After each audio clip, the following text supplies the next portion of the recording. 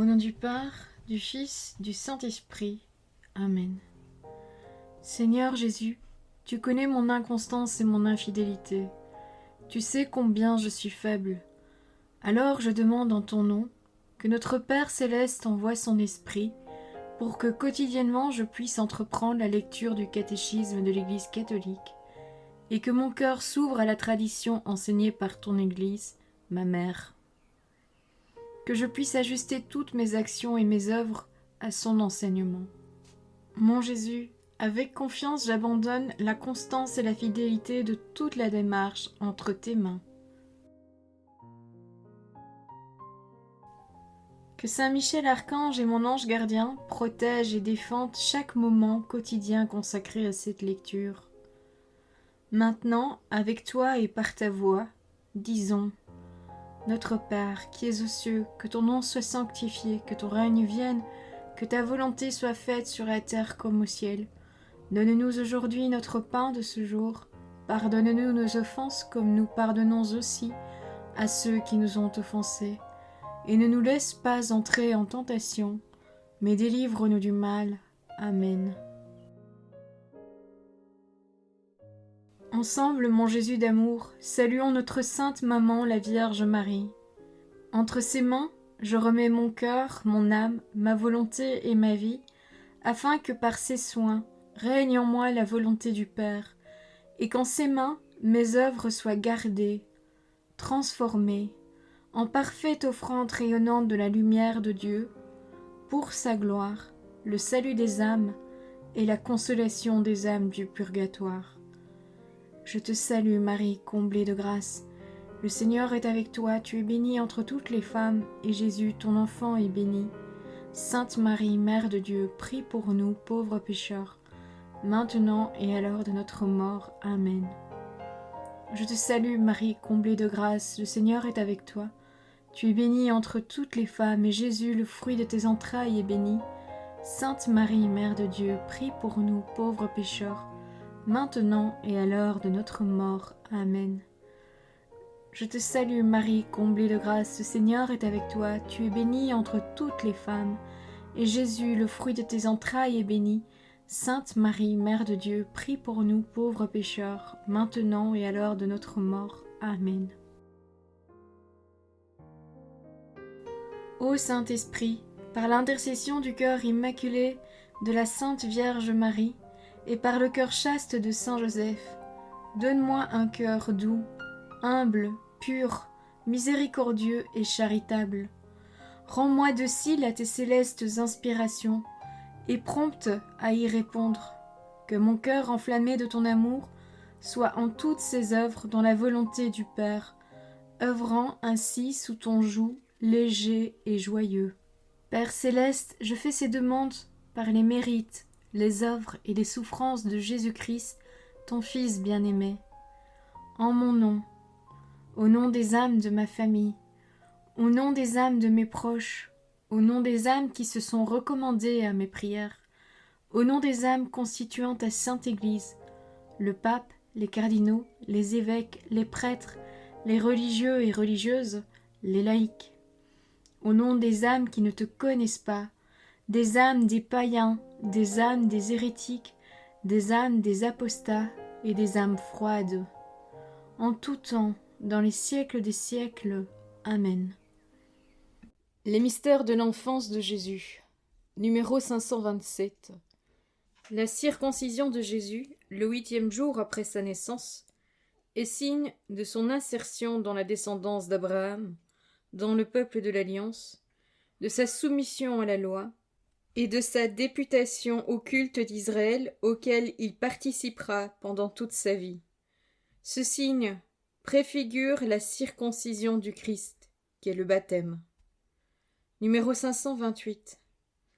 L'épiphanie est la manifestation de Jésus comme Messie d'Israël, Fils de Dieu et Sauveur du monde. Avec le baptême de Jésus au Jourdain et les noces de Cana, elle célèbre l'adoration de Jésus par des mages venus d'Orient. Dans ces mages, représentant des religions païennes environnantes, l'Évangile voit les prémices des nations qui accueillent la bonne nouvelle du salut par l'incarnation. La venue des mages à Jérusalem, pour rendre hommage au roi des Juifs, montre qu'ils cherchent en Israël, à la lumière messianique de l'étoile de David, celui qui sera le roi des nations.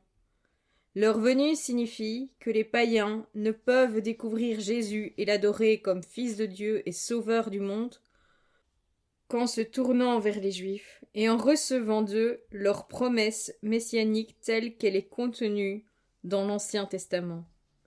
L'Épiphanie manifeste que la plénitude des païens entre dans la famille des patriarches et acquiert la Israelitica dignitas. Numéro 529. La présentation de Jésus au temple le montre comme le premier-né appartenant au Seigneur. Avec Siméon et Anne, c'est toute l'attente d'Israël qui vient à la rencontre de son Sauveur. La tradition byzantine appelle ainsi cet événement. Jésus est reconnu comme le Messie tant attendu, lumière des nations et gloire d'Israël, mais aussi signe de contradiction. Le glaive de douleur prédit à Marie annonce cette autre oblation, parfaite et unique, de la croix qui donnera le salut que Dieu a préparé à la face de tous les peuples. Numéro 530. La fuite en Égypte et le massacre des innocents manifestent l'opposition des ténèbres à la lumière. Il est venu chez lui, et les siens ne l'ont pas reçu. Voir l'Évangile selon saint Jean, chapitre 1, verset 11. Toute la vie du Christ sera sous le signe de la persécution. Les siens la partagent avec lui. Sa montée d'Égypte rappelle l'Exode et présente Jésus comme le libérateur définitif. Les mystères de la vie cachée de Jésus, numéro 531. Pendant la plus grande partie de sa vie, Jésus a partagé les conditions de l'immense majorité des hommes, une vie quotidienne sans apparente grandeur, vie de travail manuel, vie religieuse juive soumise à la loi de Dieu, vie dans la communauté. De toute cette période, il nous est révélé que Jésus était soumis à ses parents et qu'il croissait en sagesse, en taille et en grâce devant Dieu et devant les hommes. Voir l'Évangile selon saint Luc, chapitre 2, verset 52. Numéro 532. La soumission de Jésus à sa mère et à son père légal accomplit parfaitement le 4e commandement. Elle est l'image temporelle de son obéissance filiale à son Père céleste. La soumission de tous les jours de Jésus à Joseph et à Marie annonçait et anticipait la soumission du jeudi saint. Non pas ma volonté. Voir l'Évangile selon saint Luc, chapitre 22, verset 42. L'obéissance du Christ dans le quotidien de la vie cachée inaugurait déjà l'œuvre de rétablissement de ce que la désobéissance d'Adam avait détruit. Numéro 533. La vie cachée de Nazareth permet à tout homme de communier à Jésus par les voies les plus quotidiennes de la vie. Nazareth est l'école où l'on commence à comprendre la vie de Jésus, l'école de l'Évangile, une leçon de silence d'abord. Connaissons-nous l'estime de ce silence, cette admirable et indispensable condition de l'esprit, une leçon de vie familiale, que Nazareth nous enseigne ce qu'est la famille, sa communion d'amour, son austère et simple beauté, son caractère sacré et inviolable, une leçon de travail. Nazareth, ô maison du fils du charpentier, c'est ici que nous voudrions comprendre et célébrer la loi sévère et rédemptrice du labeur humain, comme nous voudrions enfin saluer ici tous les travailleurs du monde entier et leur montrer leur grand modèle, leur frère divin. Numéro 534. Le recouvrement de Jésus au temple est le seul événement qui rompt le silence des évangiles sur les années cachées de Jésus.